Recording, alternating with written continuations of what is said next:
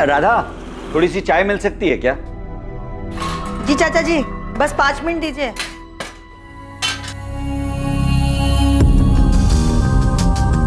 संतोष, जरा फोन तो लगाना, सीमा कहाँ पहुंची है? ये देखता हूँ। माँ को ऐसा लगता है जो सीमा दीदी बोलेंगी वो मैं मान लूंगी। मैं बच्ची नहीं हूँ सुमन, मुझे अपने सही गलत की पहचान है। कि नम्रता, तुम्हारे मम्मी पापा, मेरी मम्मी और बाकी सब लोगों की तरह वही मानेंगे जो सीमा बुआ कहेंगी। आने दो, देखते हैं क्या बोलती हैं। हेलो सीमा, कहाँ पर हो? सब लोग वेट कर रहे हैं तुम्हारा। एक सहेली के घर पे कुछ काम था तो काम खत्म करके आ रही हूँ घर पे। कहाँ पर हो तुम? रास्ते में हूँ मैं तुम्हें। हेलो हेलो सीमा, हेलो। चाचा जी, सीमा रास्ते में ही है, पहुंच रही है। नम्रता के सिर पर जो भूत सवार है ना, बस सीमा ही उसे उतार सकती है, देखना। लो वैशाली। नम्रता को समझाते समझाते थक गई हूं मैं। नम्रता समझदार है, बस थोड़ी सी बहक गई है। आप चिंता मत करिए, सीमा आएगी, उससे अच्छे से बात करेगी और उसे समझा देगी और उसे सही रास्ता भी दिखा देगी। चाची, प्रिया को लेने मुझे स्कूल जाना है। अगर 2:30 बजे तक सीमा दीदी नहीं आई तो मैं निकल जाऊंगी। वैशाली, मैं ये कह रही थी कि तुम प्रिया को लेके ना स्कूल से सीधे यहीं आ जाना। वो क्या है कि तुम्हारी भी जरूरत पड़ेगी मुझे। कोशिश करूंगी चाची, सीमा दीदी समझा देगी नम्रता को। आप चिंता मत करो, नम्रता बात मान लेगी सीमा दीदी की। चर्चा में आने वाला मामला नम्रता अग्रवाल से संबंधित था और परिवार की यह मीटिंग 2 रात पहले ही तय हुई जब नम्रता के पिता शिव प्रसाद अग्रवाल ने सीमा साहू को कॉल किया। प्रणाम चाचा जी, कैसे हैं आप? मैं ठीक हूँ सीमा बेटा। परसों मैं और तुम्हारी चाची यहाँ बल्लीपुर से नम्रता को लेकर भोपाल आ रहे हैं। तुम टाइम निकाल कर रखना बेटा। चाचा जी, आप नम्रता को फोन दीजिए, मैं फोन पर बात करती हूँ उससे। ना बेटा, नम्रता थोड़ी अड़ियल हो गई है, तुम सामने बैठकर ही उसे समझाना। ठीक है चाचा जी, आप लोग आ जाइए। हम लोग राधा के घर पर आएंगे, तुम भी वहीं आ जाना दोपहर तक। ठीक है, मैं आ जाऊंगी। वैशाली को भी वहीं बुलाएं। ठीक है, प्रणाम। चाचा जी चाहते हैं कि मैं नम्रता से बात करूं। हाँ, तुम बात कर लो सीमा, लेकिन मेरे ख्याल से उनके फैमिली मैटर में ज्यादा दखल मत देना। उनका फैमिली मैटर, फैमिली तो एक ही है ना यशवंत। अरे वो कजिन है मेरी, चाचा जी की बेटी है। लेकिन दूसरों के मामले में सलाह देने की एक हद होती है। सलाह दखल अंदाजी ना बन जाए, उसका ख्याल रखना चाहिए। ठीक है, मैं बात करूंगी नम्रता से, वो मेरी बात जरूर सुनेगी।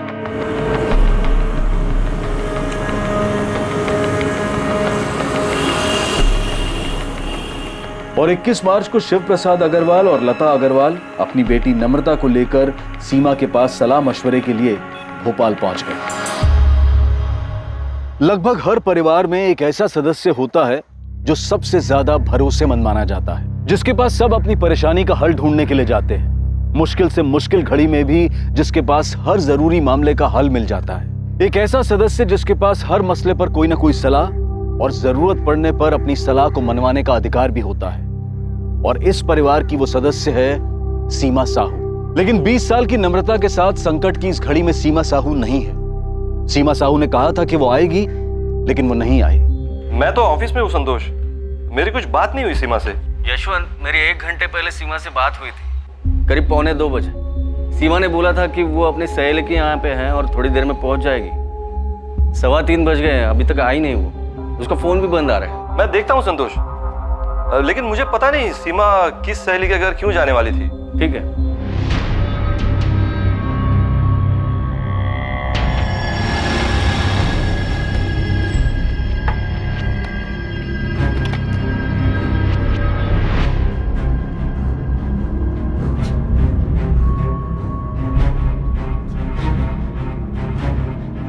हाँ राजेश, बेटा मम्मी घर पर है क्या? नहीं पापा, यहाँ पर तो ताला लगा हुआ है।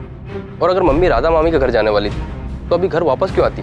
जरा पड़ोस में पूछो, मम्मी कहीं किसी के घर कुछ काम से तो नहीं गई? ठीक है, मैं पूछता हूँ। सीमा कभी ऐसा तो करेगी नहीं। फोन तो अब भी बंद ही आ रहा है चाचा जी। संतोष, सीमा ने कुछ बताया था कि वो किस सहेली के यहाँ गई है? वो नहीं बताया था, अचानक उसने फोन काट दिया। पर सीमा ऐसा कभी नहीं करेगी। वो लेट भी होती है तो फोन करके बताती है हमेशा। हाँ, लेकिन यहाँ उसका फोन ही बंद है। संतोष, फिर से ट्राई करो। हो सकता है उसके फोन की बैटरी गई हो और वो फोन चार्ज कर रही हो।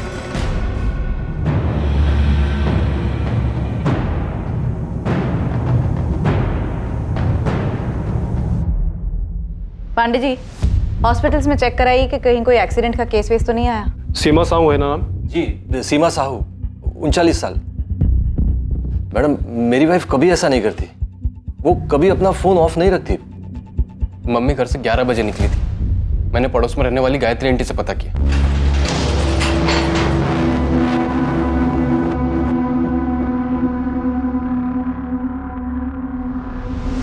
हॉस्पिटल्स में पता करते हैं। वैसे आपने बताया कि उन्होंने किसी संतोष को। जी, संतोष, वो सीमा के बड़े भाई के दोस्त हैं, घर वाले जैसे ही हैं। उन्होंने ही बात की थी।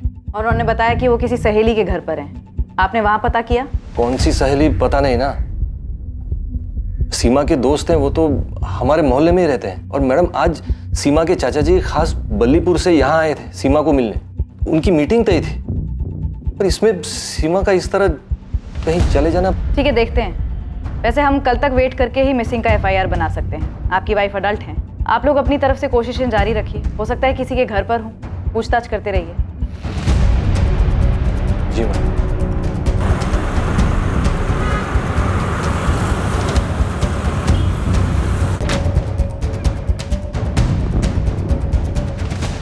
क्या कहा पुलिस ने?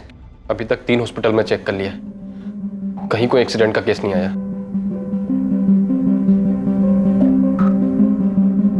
चाचा जी, मैंने बहुत जगह पूछा, कहीं कोई रिक्शा विक्शा के एक्सीडेंट की खबर नहीं है। तो कहाँ गई होगी सीमा?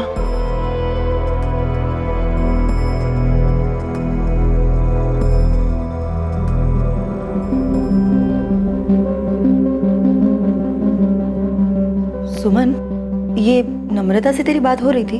हाँ, बातें तो हो ही रही थी, लेकिन तुम ऐसे क्यों पूछ रही हो जैसे मुझे कुछ पता है कि सीमा बुआ कहाँ गई हैं? बेटा, मुझे लगता है नम्रता है ना, ये यहाँ अपने मन से नहीं आई थी सीमा से बात करने। चाचा चाची इसे जबरदस्ती लेकर आए हैं। अम्मा, तुम खुद नम्रता से क्यों नहीं पूछ लेती? उसे पता होगा कि सीमा बुआ यहाँ क्यों नहीं आई। लो देख लो, सीमा दीदी मुझे एडवाइस देने वाली थी, बात करने वाली थी, समझाने वाली थी, अब खुद ही रफू चक्कर हो गई।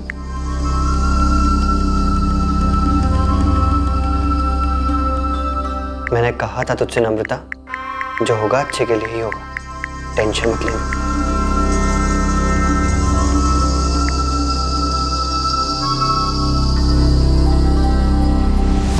क्या कोई ऐसी बात है जिसकी वजह से वो अपने आप कहीं चली गई? ये क्या बात कर रहे हैं सर? सीमा अपने आप क्यों जाएगी? हाँ सर, सीमा दीदी अपने आप क्यों जाएगी? उनका परिवार है, पति है, बेटा है, हम सब हैं। सीमा हमारे परिवार की मुखिया जैसी है, सब सलाह लेते हैं उससे।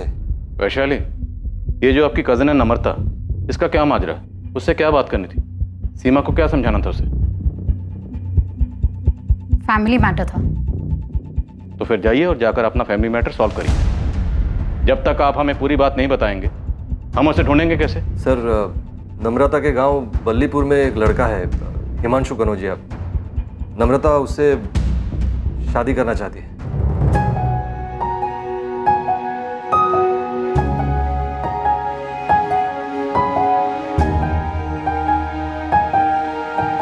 नम्रता, वो है ना तुम्हारे पापा का मजदूर हरीलाल, बड़ी आंखें निकाल के देख रहा था हमें। पक्का वो पापा को जाके चुगली करेगी। तू एक काम कर, तू अपने मम्मी पापा को जाके खुद सामने से बोल दे, मैं भी माँ से बोल देता हूँ कि रिश्ता लेकर पहुँच जाए। हाँ ठीक है, मैं बोल देती हूँ कि मैं हिमांशु कनौजिया से प्यार करती हूँ। जैसे ये बात सुनकर तो मम्मी पापा खुशी से नाचने लगेंगे ना। अब नाचे या फिर तांडव करे, बताना तो पड़ेगा ना मेरी जान। पापा, मैं हिमांशु से ही शादी करूँ, आप चाहे हाँ कहें या ना। हमारी नाक कटवाएगी तो? नम्रता, इस पूरे जिले में हिमांशु कनौजिया ही मिला तुझे? हाँ, ऐसा कौन सा पहाड़ टूट गया माँ?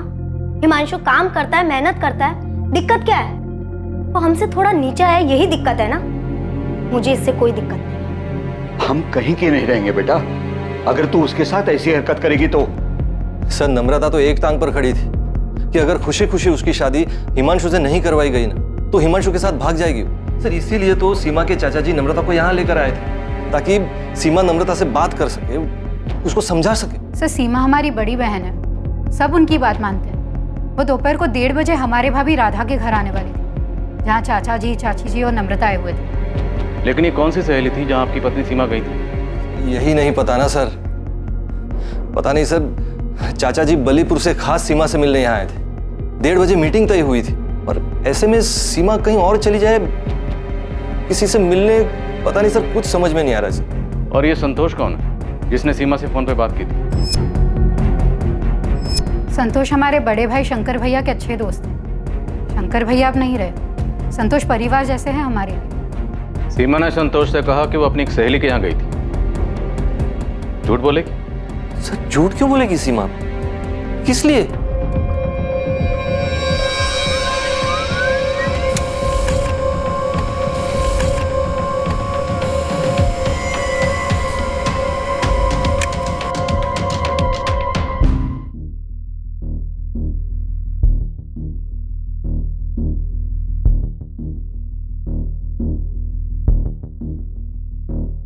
सारे हॉस्पिटल चेक किए, एक्सीडेंट तो नहीं हुआ है। नॉर्मल नहीं है साहब ऐसे गायब होना।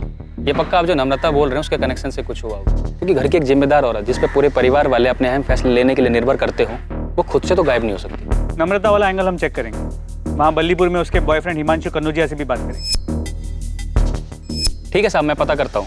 आप केवल सीमा के फोन के लास्ट लोकेशन मिल जाए तो मुझे इन्फॉर्म कर देना, उस एरिया में ढूंढने में आसानी होगी। कमाल कर रही हैं आप विशाली दीदी। और चाचा जी को भोपाल बुलाकर यहाँ सीमा दीदी बल्लीपुर क्यों आएगी? और अगर हमारे घर यहाँ आना होता उन्हें तो क्या बता के नहीं आएगी? मुकेश 3 दिन हो गए, सीमा दीदी का कुछ पता नहीं चल रहा। ऐसे कहाँ चली गई वो? ये पक्का हिमांशु और नम्रता का किया कराया है। चाचा जी भी अजीब है, अगर नम्रता का ऐसा कुछ चल भी रहा था तो यहाँ आके हमसे बात नहीं की है, वहाँ सीधा भोपाल पहुँच गए। मुकेश अभी ये सब बात करने का टाइम नहीं है। दीदी गायब है, पहले उन्हें ढूंढना है। क्या हुआ, कुछ पता चला मुकेश? नहीं, बस सीमा दीदी का फोन अभी भी बंद आ रहा है। तंग आ गई होगी, हर किसी का प्रॉब्लम सुलझाते सुलझाते। तंग आ भी गई होगी तो क्या जीजा जी और राजेश को छोड़ के चली जाएंगी? बोलो। देखो अब कहाँ मिलती हैं, कहीं तो गई होगी। असलम कुछ नाश्ता बनाऊं? नहीं रहने दो, आज काम कुछ ज्यादा है। मेरी कोई जरूरत हो तो फोन कर लेना। ठीक है, मैं जीजा जी से मिलाती हूँ, परेशान होंगे वो। ठीक है, मिला। मैं निकलता हूँ।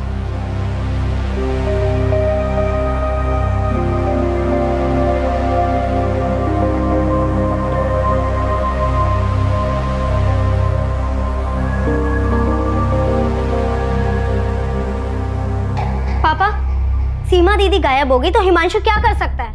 उसे वहां बल्लीपुर में पुलिस क्यों उठाने के लिए गई है?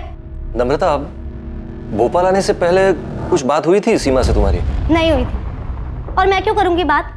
मुझे यहाँ पर जबरदस्ती बात करने के लिए बुलाया गया था, तो मैं उनसे सामने से क्यों करूंगी बात? नम्रता, कहीं तुमने और हिमांशु ने तो कुछ नहीं किया? हाँ पापा, मैंने और हिमांशु दोनों ने मिलकर सीमा दीदी को गायब कर दिया, ताकि वो मुझसे कोई बात ना कर सके, मुझे अपना लेक्चर ना दे सके। बस सीमा दीदी खुद ही चली गई है यहाँ से।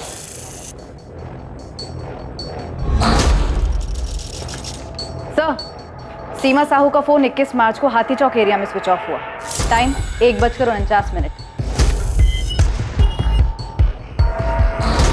कितने बजे के करीब ही संतोष ठाकुर की सीमा से फोन पर बात हुई? हेलो सीमा, कहाँ पर हो? सब लोग वेट कर रहे हैं तुम्हारा। हाँ सर, संतोष से बात की मैंने। उसने बताया कि सीमा ने अचानक फोन काट दिया। उसने कहा था कि वो अपने किसी सहेली के यहाँ पे है। मैंने पूछा कितना टाइम लगेगा, तो सीमा बोल ही रही थी कि उसका फोन कट गया। आप खुद ही सुन लीजिए। हेलो सीमा, कहाँ पर हो? सब लोग वेट कर रहे हैं तुम्हारा। एक सहेली के घर पे कुछ काम था तो काम खत्म करके आ रही हूँ घर पे। कहाँ पर हो तुम? रास्ते में हूँ मैं तुम्हें। हेलो हेलो सीमा, तुमने ये बातचीत रिकॉर्ड क्यों की? वो मेरा कॉल रिकॉर्डिंग हमेशा ऑन रहता है। संतोष से बातचीत के दौरान फोन कट हुआ और फिर स्विच ऑफ हुआ। लेकिन सर 21 मार्च को सिर्फ एक और ऐसा नंबर है जिससे सीमा के नंबर पर कॉल आया था। किसका नंबर है? असलम शेख का। हेलो, हाँ जी, वो सीमा दीदी हमारी पत्नी वैशाली की बड़ी बहन है। तुमने 21 मार्च की सुबह सीमा से बात की जिस दिन वो लापता हुई? जी बात की थी हमने। तुम्हें सीमा के कहीं जाने या गायब होने की जानकारी है? उस दिन सीमा दीदी एक ही बात को लेकर बहुत परेशान थी। उनकी चचेरी बहन है नम्रता, उससे बात करके उनको कुछ समझाना था। हमारी पत्नी वैशाली ने हमसे फोन करके कहा था हम बात कर लें दीदी से, इसीलिए हमारी बात हुई थी सुबह 8 बजे। और कॉल रिकॉर्ड्स के हिसाब से भी असलम का फोन 8 बजे का ही। इस सीमा साहू के बारे में और पता करो, पूरा परिवार से सलाह लेते, तो मतलब काफ़ी समझदार और मैच्योर किस्म की लेडी, ऐसे तो कहीं नहीं जा सकते। कॉल रिकॉर्ड्स निकलाओ और देखो कि और किस किस से बात होती रही है। सीमा अपनी भाभी के घर जाने के लिए अपने घर से निकली थी। वो नम्रता और हिमांशु कनौजिया के रिश्ते के बारे में बात करने के लिए जा रही थी। पूरे 4 दिन बीत चुके थे, लेकिन सीमा अब तक नहीं पहुंची थी। क्या सीमा का गायब होना सीमा को नम्रता और हिमांशु के रिश्ते में कोई भूमिका निभाने से रोकने की एक सोची समझी साजिश थी? हाँ सर, भोपाल जाने से पहले मेरी और नम्रता की बात हुई थी कि कैसे सीमा दीदी को समझाए कि वो नम्रता को ज़्यादा ज्ञान ना बांटे, उल्टा उसके मम्मी पापा को समझाए। हम कुछ गलत नहीं कर रहे थे सर, उससे शादी करनी है हमको। तो देखा कि सीमा साहू को समझाना मुश्किल होगा, इसीलिए तुमने और नम्रता ने गलत रास्ता अपनाया। सीमा दीदी कुछ ज्यादा ही दखल अंदाजी करती हैं सबके लाइफ में, बड़ा जज समझती हैं अपने आप को। तू वैशाली दी से बात कर ले। मैंने वैशाली दीदी से ही बात की थी। आप तो मुझे सपोर्ट करो वैशाली दीदी, क्या सब कुछ सीमा दीदी के हुक्म से ही चलेगा? नम्रता, मैं कुछ भी बोलूं पर तुम्हारे पापा सिर्फ सीमा दीदी की बात सुनेंगे। भोपाल आ रहे हैं सीमा दीदी से मिलने, तो बस समझ लो कि सीमा दीदी तुम्हें ही समझाने वाली कि तुम गलत कर रही हो। कोई कुछ भी कहे, शादी तो मैं हिमांशु से ही करने वाली हूँ, फिर चाहे वो सीमा दीदी हो या कोई और। बाहर में गई सीमा दीदी, चलो भाग चलते हैं। नम्रता, मैं माँ को अकेले से छोड़कर नहीं जा सकता। तुम एक बार सीमा दी से बात कर लो, क्या पता जज साहिबा हमारे पक्ष में ही फैसला सुना दे। ऐसा हो ही नहीं सकता, मैं जानती हूँ उनको अच्छे से।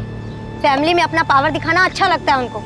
गलत तब होता सर जब मैं नम्रता को भगा कर ले जाता, लेकिन मैं ऐसा नहीं करता क्योंकि बाद में बल्लीपुर में तकलीफ मेरी माँ झेलती। मैं शादी करना चाहता था सर, लेकिन आप जिस तरह से सवाल कर रहे हैं ऐसा लगता है जैसे मैंने कुछ किया है। तो मैं इतना बेवकूफ़ नहीं हूँ सर कि सीमा दीदी के साथ कुछ करता। तो नम्रता ने खुद से कुछ किया है? सर, उनके पूरे परिवार में सीमा दीदी का ही हुक्म चलता है। सब अपने छोटे बड़े मसले लेकर उनकी चौखट पर पहुंच जाते हैं। सारे फैसले सीमा दीदी ही करती है। अब किसी को ठेस पहुंची होगी सर उनके फैसले से। सर, मेरी और नम्रता की शादी की बात निकले अभी 1 महीना भी नहीं हुआ है। आपको लगता है कि हमने उनका मर्डर? हमने तो मर्डर की बात भी नहीं। लेकिन सर, आप ही ने कहा है कि सीमा दीदी को कुछ किया, तो कोई क्या करेगा सर? अगवा करके कोई ऐसे ही रखेगा क्या? तो मर्डर हुआ है उसका? अरे सर, आप तो मुझे ही चक्कर में फंसा रहे हैं सर। मैंने तो बस ऐसे ही कहा है। आज 4 दिन हो गए सर, कोई ऐसे ही थोड़ी चला जाता है। सीमा साहू का ऐसे अचानक गायब होना हर किसी की समझ से परे था। सीमा के चाचा शिव प्रसाद और चाची लता खुद को इस घटना के लिए जिम्मेदार मान रहे थे। कहीं सबके पीछे की वजह यह तो नहीं थी कि वो सीमा से अपनी बेटी के लिए सलाह मशवरा करना चाहते थे। परिवार के सभी लोग सीमा को अपनी शक्ति का स्रोत और सबसे विश्वसनीय मानते थे, लेकिन अब किसी को समझ में नहीं आ रहा था कि सीमा कहां चली गई और उसके साथ क्या हुआ।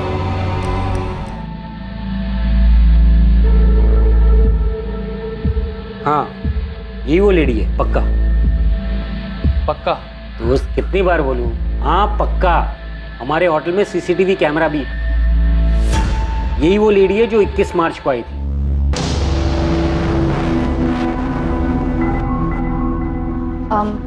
Room number 201, Mukhtar Syed. आपका नाम? सीमा साहब। 1 मिनट।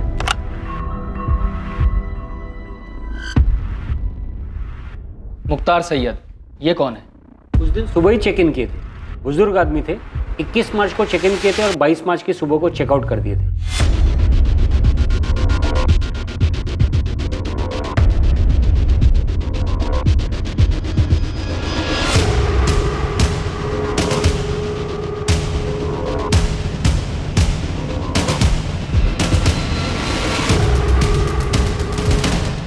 तो ये सीमा साहू रूम नंबर 201 में मुख्तार सैयद से मिलने गई थी।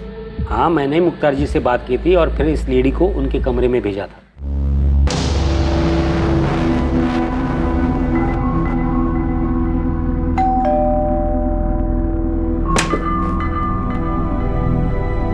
सीमा साहू जी आइए।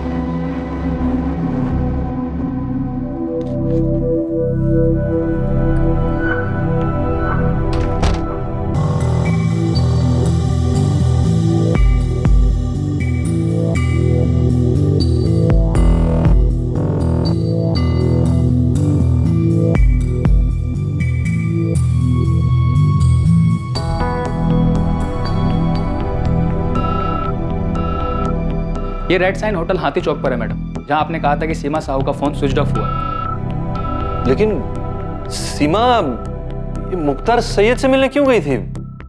कौन है ये मुख्तार सैयद?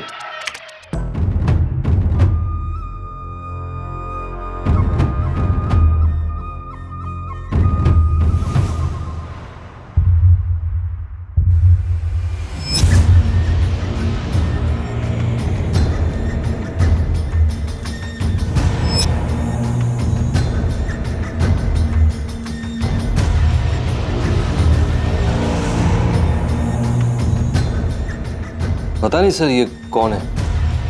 हमें होटल के रिकॉर्ड से ये आधार कार्ड मिला है। अगर ये आधार कार्ड असली है तो हम इसकी बाकी डिटेल्स निकलवाएंगे। और आप इस तस्वीर को देखिए, ये कोई बाबा किस्म का आदमी लगता है। क्या सीमा किसी बाबा से मिली थी?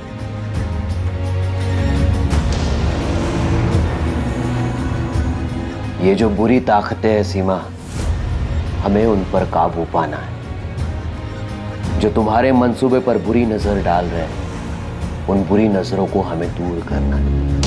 हम सबको मिलकर इन बुरे प्रभावों पर वार करना है और इन नकारात्मक तत्वों को हमें मिटाना है।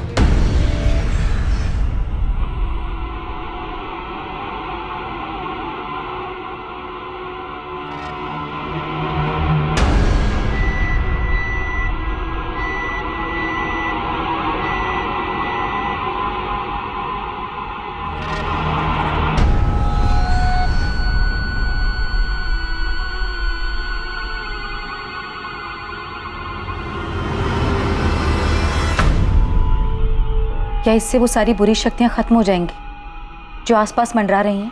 सब कुछ खत्म हो जाएगा, धीरे धीरे सब कुछ खत्म हो जाएगा।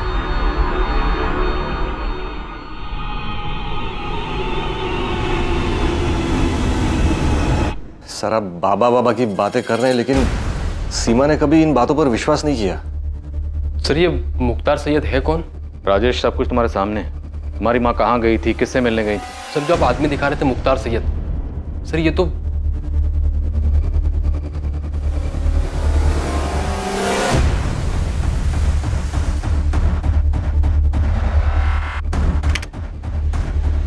ध्यान से देखिए सर, इस आदमी के चेहरे पे दाढ़ी मूंछ सब कुछ नकली लग रहा है। सर ये तो कोई ढोंगी है।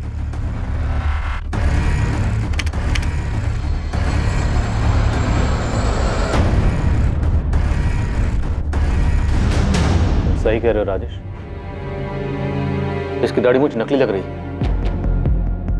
पर इस तरह के आदमी से मिलने के लिए तुम्हारी माँ क्यों गई होगी?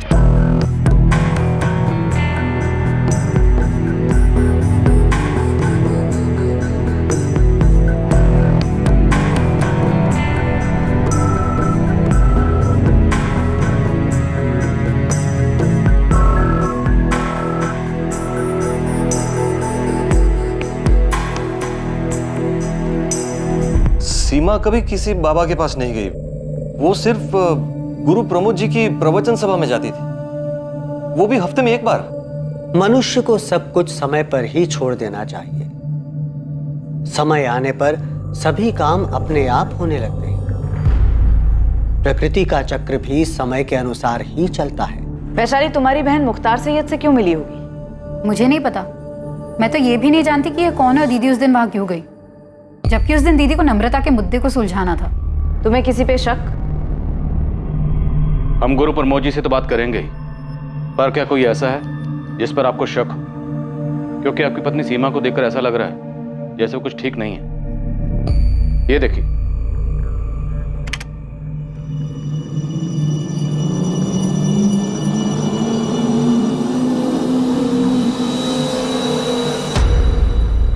सीमा जिस तरह से चल रही है ऐसा लग रहा है जैसे ये नशे में।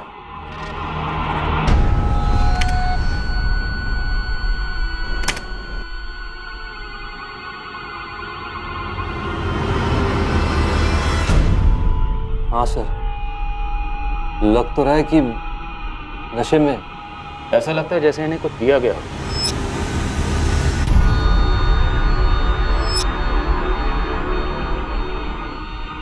हाँ, ऐसा लग रहा है कि सीमा दीदी को किसी ने कोई नशीली चीज खिलाई पिलाई होगी। ऐसा ही लग रहा है। हमने उसकी आवाज़ भी सुनी। संतोष ने उसके साथ हुए कॉल को रिकॉर्ड कर लिया था। एक सहेली के घर पे कुछ काम था तो काम खत्म करके आ रही हूँ घर पे। कहाँ पर हो तुम? रास्ते में हूँ मैं तुम्हें। हेलो हेलो सीमा।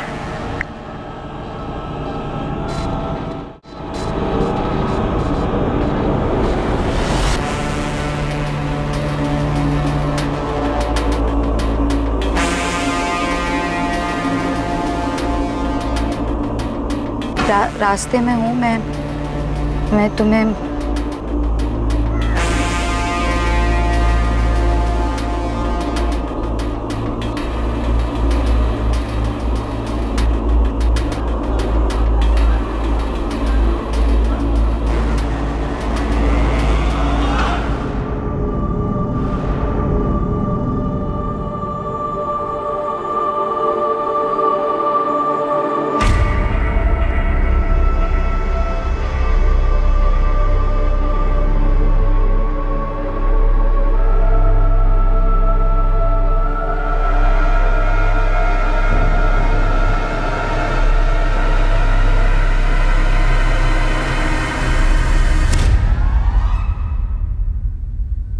जीजा जी, ये संतोष ने कुछ किया है। संतोष ठाकुर? हाँ, उसने दीदी के साथ फोन पर की गई बात की रिकॉर्डिंग क्यों की? क्यों किया होगा उसने ऐसा? और ये सब कुछ मुकेश मामा ने किया है, उन्हीं का हाथ है इसमें। तुम्हारे मुकेश मामा जो बल्लीपुर में रहते हैं? हाँ। लालू तो इतनी ज्यादा छुट्टी लेगा, एक काम कर, तो हमेशा के लिए छुट्टी ले ले। मामा और मामी दोनों ने मिलकर किया है ये। लेकिन राजेश, तुम्हारी माँ मुख्तार सैयद से मिलने खुद गई हैं। जरूर मामा और मामी ने मिलकर कोई तिगड़म बैठाया है। मामा बहुत गुस्सा है मम्मी पे। जब खेत की सारी देखभाल मैं करता हूँ, अनाज की सारी बिक्री और सब कुछ मैं ही देखता हूँ, और उसमें से जो भी पैसा आता है तो इतना सारा पैसा मैं हर महीने राधा भाभी को क्यों दूं? मुकेश, क्योंकि वो अकेली हैं। उनके स्वर्गवासी पति शंकर भैया तुम्हारे, मेरे और वैशाली, हम तीनों के बड़े भाई थे। अरे इतनी समझ तो होनी चाहिए तुम में। अच्छा, तो मतलब मेहनत मुकेश करे और खाए सब। अच्छा, मुझे अच्छी तरह पता था मुकेश की जुबान के पीछे ना शब्द तुम्हारे ठूसे हुए हैं। तो मतलब हम वहाँ गांव में बैठकर चक्की पीसते रहे और यहाँ शहर में सब मलाई खाएं। सीमा दीदी, क्यों ना मुकेश को ज्यादा हिस्सा। तुम बीच में मत बोलो। अरे घर हमारे पापा का है, खेत हमारे पापा का है, और मुकेश इस समय जो बात कर रहा है ना, घर और खेत बेचने वाली। तो क्या हमारा हक नहीं बनता गाँव छोड़कर शहर आकर एक बेहतर जिंदगी जीने की? बेशक शहर आओ, लेकिन खेत और घर बेच कर नहीं। मतलब हम अपनी जिंदगी गांव में बैठ के पिसवाएं और आप लोग यहाँ मजे से ठाट से रहो। जो भी हम खेत में मजदूरी करते हैं उसका हिस्सा सबको मिले, लेकिन एक फैसला नहीं कर सकते घर और खेत बेचने का। अरे मुकेश, खेत और घर में शंकर भैया तुम्हारा, मेरा और वैशाली का, हम सबका बराबर का हिस्सा है। हमारी शादी से पहले सब काम मुकेश ही संभालता आ रहा था और शादी के बाद हम दोनों मिलकर संभाल रहे हैं। हाँ, तो अब नहीं संभाला जा रहा है ना, तो छोड़ दो। वहां हम किसी और को लगा देंगे, माँ को अपने पास बुला लेंगे। तुम और मुकेश निकल जाओ इन सबके बीच से। सीमा, गुस्से पर काबू रखो। यशवंत, मुझे पता है मैं क्या कर रही हूँ और क्या बोल रही हूँ। अरे मुकेश को ये सारी चाबी चढ़ाने वाली ना ये चंचल है। अच्छा, मैंने चाबी चढ़ाई है? मतलब आज तक आप दोनों बहनें मिलके मुकेश को अपने अंगूठे के नीचे दबाकर चलती आई और आज जब मुकेश की जबान चलने लगी तो मैंने चाबी चढ़ाई। चंचल, तमीज में बात करो। अरे तुम भी डरपोक हो। ये सीमा दीदी आज तक अपनी मनमानी करती है और आगे भी अपनी चलाती रहेंगी। चंचल! अरे दीदी, आप भी इन्हीं के नीचे दबी हुई हैं। चल, चुप कर। चुप। मुकेश मामा और चंचल मामी के अंदर बहुत गुस्सा भरा मम्मी के लिए। तो तुम्हें लगता है मुख्तार सैयद उनका भेजा हुआ कोई बंदा हो सकता है? संतोष? हाँ, हमें भी डाउट तो हुआ था कि संतोष ने कॉल रिकॉर्ड क्यों किया। जीजा जी मानने को तैयार नहीं है, लेकिन मैं कह रही हूँ ये संतोष की नज़र दीदी की तरफ मुझे कभी ठीक नहीं लगी। मुझे भी अजीब लग रहा है कि उसने आके दीदी का कॉल रिकॉर्ड क्यों किया। क्या हुआ था सीमा साहू के साथ? किसी को भी नहीं पता था कि सीमा मुख्तार सैयद से मिलने क्यों गई थी, और ना ही किसी को यह अंदाजा था कि वो ऐसा क्यों करेगी। हालांकि सीमा के बेटे राजेश को अपने मामा मुकेश और मामी चंचल पर शक था, और सीमा की बहन वैशाली सीमा के दोस्त संतोष ठाकुर को कटघरे में खड़ा कर रही थी। लेकिन मुख्तार सैयद का खुलासा सबके लिए चौंका देने वाला था। एड्रेस तो यही है सर, लेकिन मैं यहाँ 15 सालों से रहता हूँ। इदरीस खान नाम है मेरा। और सर मैंने आज तक किसी मुख्तार सैयद नाम के आदमी को यहाँ हुसैन नगर में न देखा है न सुना है। जरा ध्यान से देखिए, फोटो से भी पहचान में नहीं आ रहा। नहीं सर, चाहिए तो मस्जिद के इमाम साहब से भी पूछ के देखता हूँ, लेकिन ये एड्रेस मेरा ही है।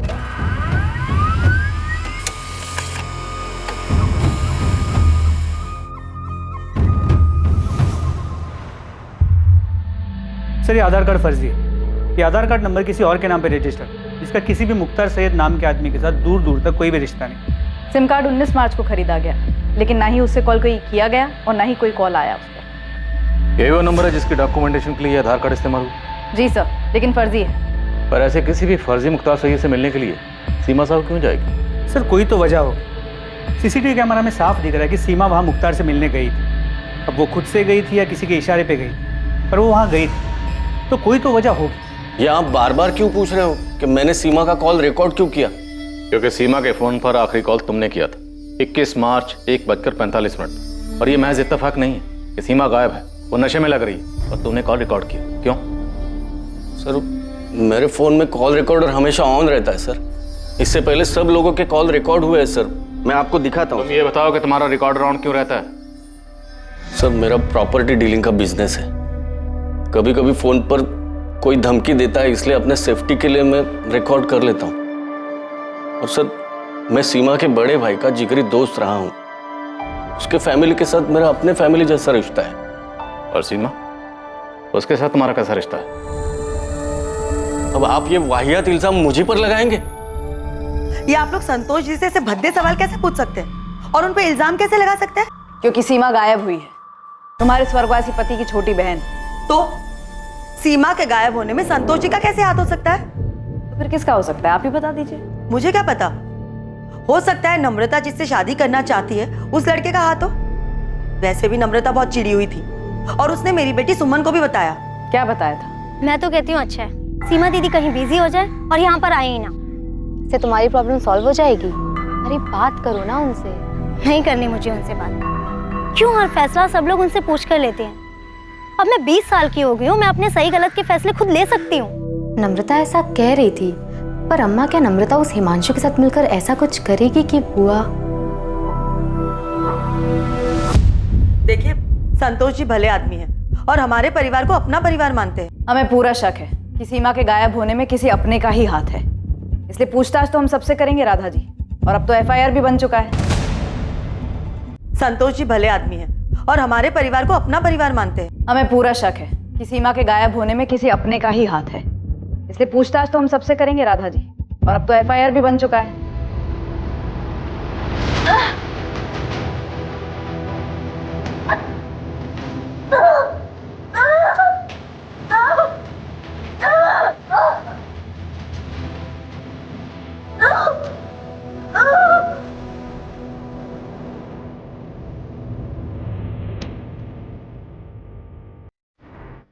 मैं क्यों अपनी दीदी के साथ कुछ करूंगा? तूने जो कुछ भी किया है उसकी वजह है तेरे पास मुकेश। अरे आप लोग क्या बात कर रहे हैं? मुकेश तो अपनी दीदी के सामने भीगी बिल्ली बनकर रहता है। तो तुम सबसे आंख मिला के बात करती हो? हाँ करती हूँ, और आपसे भी करूंगी अगर आप लोग हम पर गलत आरोप लगाएंगे तो। पर मेरी बेटी कहाँ है? कहाँ चली गई वो? माँ जी पिछले 7 दिनों से हम भी उसे ढूंढने की कोशिश कर रहे हैं, लेकिन अब तक हम उसे ढूंढ नहीं पाए, और इसी सिलसिले में मुकेश और चंचल को पूछताछ के लिए ले जा रहे हैं। लेकिन सर 21 मार्च को मैं यहीं गाँव में था। और आपके पास सबूत क्या है कि मुकेश ने यहाँ गाँव में बैठकर कुछ कराया हो? सबूत तो फिलहाल हमारे पास तुम्हारे खिलाफ भी नहीं है, इसीलिए पूछताछ बोल रहा हूँ। अगर सबूत होता तो इतने प्यार से बात नहीं करता। आपको पक्का हमारा नाम यशवंत जीजा जी ने दिया होगा? दिया जिसने भी हो, वजह तुम्हारे पास थी मुकेश। वजह किसके पास नहीं है सर? सभी तो सीमा दीदी के थाक से थक चुके थे, खुद यशवंत जीजा जी भी। ये नहीं बताया उन्होंने? सीमा साहू की थाक से? तुम्हारी ये बड़ी बहन क्या कोई गैंग लीडर थी? गैंग लीडर का तो पता नहीं सर, लेकिन हम सब भाई बहन, उनका पति, उनका बेटा राजेश, सब पर उनकी धाक थी। घर में सबसे बड़ी थी वो, इसलिए पापा जी ने सारी कमान उनके हाथ में दे दी। सब पर राज चलाती थी वो। ये क्यों नहीं बताया यशवंत जीजा जी ने आपको? सीमा, कभी कभी तुम्हारा दूसरों की जिंदगी पर हावी होना दखल अंदाजी की हद तक चला जाता। यशवंत, अगर मैं फैसले लेना बंद कर देती हूँ तो सबकी जिंदगी बिखर गई होती अब तक। ये तुम्हारी गलतफहमी है सीमा। दूसरों के बारे में फिक्र करना अच्छी बात है। लोग जब तुम्हारे पास सलाह मशवरा करने आते हैं वो अलग बात है, लेकिन जब तुम दूसरों की जिंदगी में सही गलत के फैसले लेने बैठ जाती हो ना, वो गलत है। यशवंत, जो इंसान फैसला लेता है ना, उसे सही गलत का पता नहीं होता। वो बस एक फैसला लेता है और उस एक फैसले को सही बनाने की कोशिश करता है, उसे सही दिशा देता है। मैं भी बस वही कर रही हूं। सीमा, हर एक का नजरिया तुम्हारे जैसा नहीं होता। तुम्हारा फैसला किसी के लिए गलत भी हो सकता है, और अगर कभी किसी को तुम्हारा फैसला ज्यादा गलत लग गया ना, तो वो कुछ बहुत गलत कर सकता है। और सिर्फ जीजा जी ही क्यों, उनका बेटा राजेश, वो भी चिढ़ता है अपनी माँ से। मम्मी, मैं 18 साल का हो चुका हूँ। मेरे फोन में और मेरा बैग में ताक झाक करना बंद करो। मुझसे इस तरह से बात करने की हिम्मत कैसे हुई तेरी? तो क्या करूं मम्मी? मैं दूसरों की तरह तुम्हें अपनी जिंदगी के फैसले नहीं लेने दे सकता। सॉरी, ये मेरी जिंदगी और इसे मैं अपने हिसाब से जीना चाहता हूँ। प्लीज मुझे जीने दो। वैशाली, अब तू मुकेश की तरफदारी करना बंद कर और अपना घर संभाल, ठीक है? तुम समझती क्या हो अपने आप को दीदी? किसी भी बात पे मुझे ही ताना मारोगी? वैशाली, तुम्हें सही गलत की परख नहीं है। हाँ हाँ, भगवान ने हमारे हिस्से की भी सही गलत की समझ तुम्हें ही दी है। तुम जीजा जी को तो कुछ बोलने देती हो नहीं, और यहाँ मुझे लेक्चर देती हो कि मैं अपना घर संभालूं। सीमा, मुझे चेक मिला, लेकिन हर महीने तुम जितना भेजती हो उससे ज्यादा है इस बार। हाँ भाभी। अच्छा, सुमन को जो एक्स्ट्रा क्लासेस ज्वाइन करनी थी ना उसके कोर्स के लिए, उसे ज्वाइन करने दीजिए। हमारी सुमन पढ़ाई में बहुत अच्छी है भाभी, और शंकर भैया भी तो चाहते थे ना उसे खूब पढ़ाना। सीमा, कितना ख्याल रखती हो तुम हमारा। हमारी हर छोटी से छोटी बात तुम्हें याद है। और सिर्फ मैं नहीं, आप भी हर छोटी से छोटी चीज़ों का ध्यान रखती हैं, और सिर्फ मेरी नहीं, पूरे परिवार की। फिर मेरा भी तो इतना फर्ज बनता है ना। इतना प्यार दिया ना तुमने कि मुझे कभी उनकी कमी का। भाभी, आप हमारे ही परिवार का हिस्सा हैं। और सर, लिख के ले लो, सिर्फ राधा भाभी हैं जो सीमा दीदी के गुणगान गाएंगी, क्योंकि जब उन्हें पैसे मिलते हैं तो वो आंख भी मूंद लेती है। किससे आंख मूंद लेती है राधा? वही जो चल रहा है सीमा दीदी और संतोष भैया के बीच।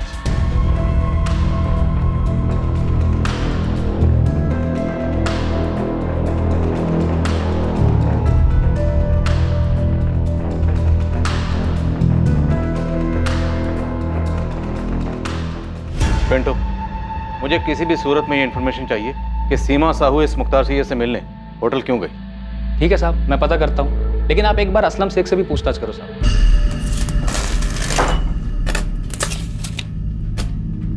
हे हाशिम, इधर आ। ये दरवाजे का माप था ना तेरे पास बराबर, ये 4 इंच छोटा कैसे हो गया? असलम भाई, पहले माप देखो आप।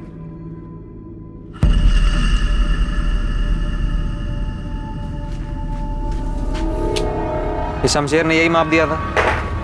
ए हाशिम, क्या कुछ भी? मुझ पे क्यों इल्जाम लगा रहा है? क्या है शमशेर ये? तूने माप ही गलत लिया है। बताओ। तो इस असलम शेख का नाम कहीं इसलिए तो नहीं ले रहा क्योंकि असलम शेख भी मुसलमान है और ये मुख्तार सैयद भी? नहीं साहब, क्या आप भी धर्म की बात को बीच में लेके आ रहे हैं? मैंने असलम शेख का नाम इसलिए लिया है क्योंकि वैशाली उसकी दूसरी बीवी है, एक चिढ़ खाई हुई पहली बीवी है फौजिया। ए हाशिम, क्या कुछ भी? मुझ पे क्यों इल्जाम लगा रहा है? क्या है शमशेर ये? तूने माप ही गलत लिया है। बताओ। तो इस असलम शेख का नाम कहीं इसलिए तो नहीं ले रहा क्योंकि असलम शेख भी मुसलमान है और ये मुख्तार सैयद भी? नहीं साहब, क्या आप भी धर्म की बात को बीच में लेके आ रहे हैं? मैंने असलम शेख का नाम इसलिए लिया है क्योंकि वैशाली उसकी दूसरी बीवी है, एक चिढ़ खाई हुई पहली बीवी है फौजिया। अगर खाने की चीज को दोबारा ऐसे फेंका ना तो 2 थप्पड़ लगाऊंगी। अब जाओ। खुद साफ करो, उठाकर प्लेट में रखो और खाओ। पापा भी तो ऐसी प्लेट फेंकते हैं। पापा जैसे बनोगे तुम? पापा जैसे बनोगे तुम? हाँ? तुम भी तो उनके जैसे मुझे मारती हो। वो तुम्हें मारते हैं और तुम मुझे मारती हो। साहब, इस फैमिली में बहुत कुछ प्लास्टिक पेंट चढ़ा हुआ है। ये फौजिया नफरत करती थी वैशाली से और उससे भी ज्यादा सीमा साहू से, क्योंकि सीमा ने ही वैशाली और असलम शेख की शादी के लिए मंजूरी दी। फौजिया के पति को घर से छीन के लेके आ गई थी।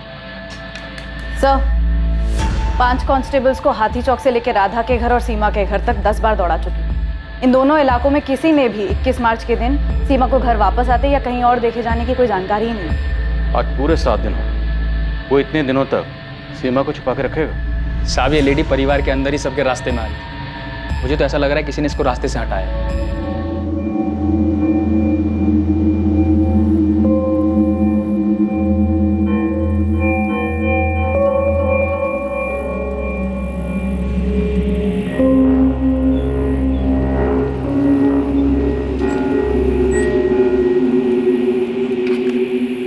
तुम्हें पता है, मुकेश भैया और चंचल भाभी को पुलिस पकड़ के ले गई।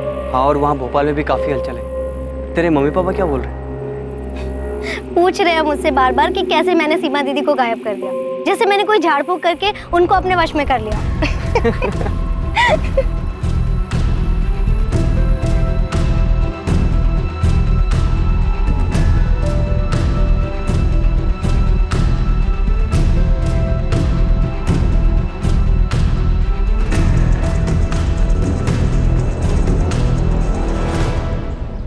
ईशा, हम दोनों को कोई भी अलग नहीं कर सकता, कोई भी नहीं।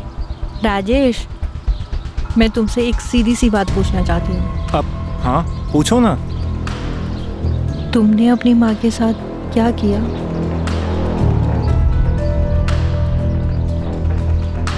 कभी कभी लगता है कि सीमा को ऐसे सब लोगों के लाइफ में घुसना नहीं चाहिए था।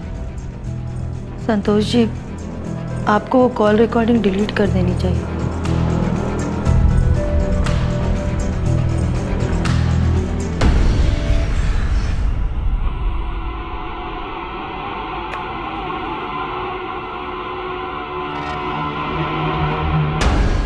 ये तुम्हारी हर परेशानी को खत्म कर देगा सीमा। ये हर बुरे साये को मिटा देगा।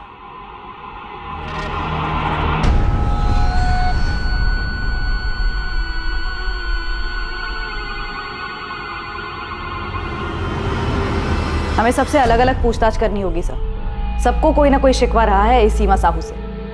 सर, मुझे इस बात का डर है कि शायद हम सीमा साहू को जिंदा ना पाए। मुझे भी यही लग रहा है। ऐसा लगता है कि सीमा साहू को पूरी तरह से किसी जाल में फंसाया गया और ये जाल उसके किसी अपने नहीं बिछाए। सीमा साहू एक दृढ़ महिला थी। वो ऐसी बिल्कुल नहीं थी कि इतनी आसानी से कोई गलत कदम उठाए और मुख्तार सैयद जैसे फर्जी आदमी से मिलने चली जाए। जी सर, बिल्कुल किसी अपने ने ही धोखा दिया है सीमा को, या फिर ये भी हो सकता है कि सारे अपनों ने मिलकर साजिश रची ताकि हमें कोई सुराग ना मिले। वाह मुकेश, पुलिस की गाड़ी में तो तुम्हारे तेवर ही कुछ अलग थे। तुमने तो सारा चिट्ठा ही खोल दिया सबका। तुम्हें लगता है पुलिस हमारा भरोसा करेगी? यही तो प्रॉब्लम है ना तुम्हारे साथ। सीमा दीदी ने ना तुम्हें खुद पर ही भरोसा ना करने लायक बनाकर छोड़ा। अरे कॉन्फिडेंस दिखाओ, थोड़ा कॉन्फिडेंस।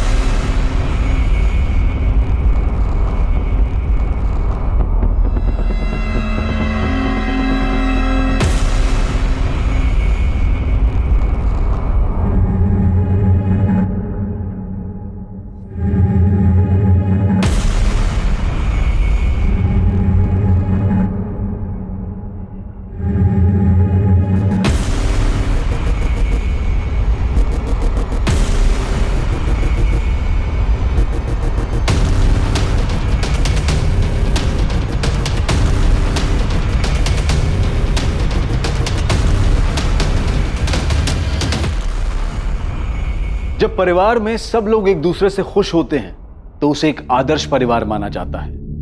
लेकिन यह जरूरी नहीं है कि हकीकत हमेशा वही हो जो नजर आती है।